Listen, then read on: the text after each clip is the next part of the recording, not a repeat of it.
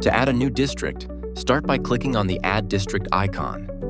A form will appear where you can enter the district name and select the previously created state and division. Then click on the Save button and confirm the process. The newly added district, along with all previously created entries, will now be displayed in the district list. If you need to make changes, simply click on the Edit icon in the Action section, update the details, and save the changes.